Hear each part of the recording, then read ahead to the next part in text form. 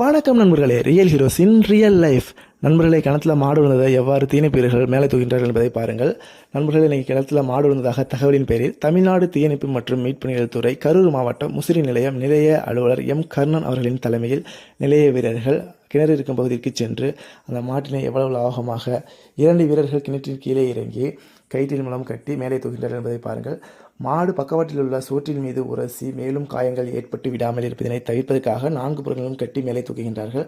நண்பர்களே, தயவு செஞ்சு மாட்டினை கிணறு இருக்கும் பகுதிக்கு, சாக்கடை இருக்கும் பகுதி, பள்ளத்தாக்கு இருக்கும் பகுதி, செப்டி டேங்க் இருக்கும் பகுதி அருகில் மாட்டினை கட்டாதீர்கள், மேய்க்காதீர்கள். ஏனென்றால் இடர்பாடுகள் பல ஏற்படுகின்றது. அதனால் மாட்டினை பக்கத்தில் கட்டாதீங்க, மேய்க்காதீங்க. நண்பர்களே, அந்த காலை பிடிச்சதுக்காக திருப்புறாங்க அப்படின்னு பார்த்தீங்கன்னா, மாட்டின் கால் சூறை பிடிச்சிருக்கும், அது ரிலீஃப் ஆகிறதுக்காக திருப்பின்றார்கள்.